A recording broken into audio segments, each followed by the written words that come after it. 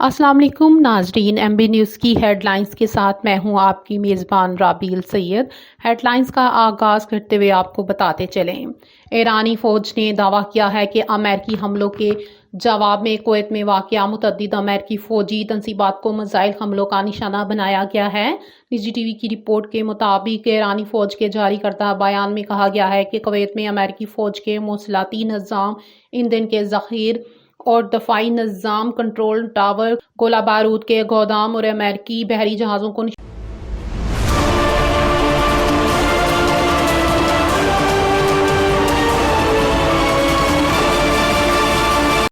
जमीयत उलमाए इस्लाम के सरबराह मौलाना फजलुर रहमान पर कसूर में बगावत का मुकदमा दर्ज कर लिया गया। उम्र कैद या कैद मुद्दत अदालती फैसले के मुताबिक सज़ा और जुर्माना भी आयद हो सकता है। शहरी मोहम्मद असलम की दरख्वास्त पर थाना सदर में 3 मुख्तलिफ दफात के तहत दर्ज FIR में कहा गया है कि 13 जुलाई को कसूर में जलसे के दौरान मौलाना फजलुर रहमान ने कानून नाफिज करने वाले अदारों और फौजी शोहदा के बारे में दिल आज़ाद और तौहीन आमेज़ा रिमार्क्स दिए।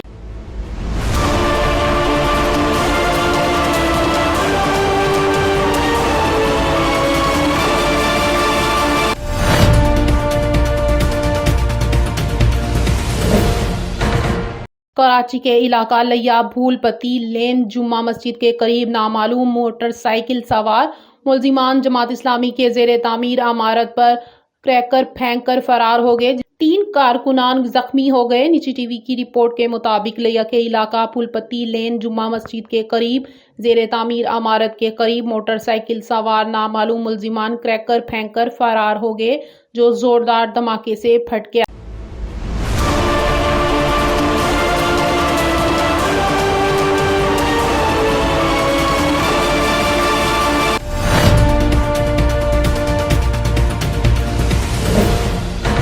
अमेरिका ने ईरान पर मजीद हमले शुरू कर दिए हैं। अमेरिकी सेनेट्रल कमांडर सेटगाम ने ऐलान किया है कि अमेरिकी फौज ने ईरान के खिलाफ मजीद फ़ज़ाई हमलों का आगाज कर दिया है।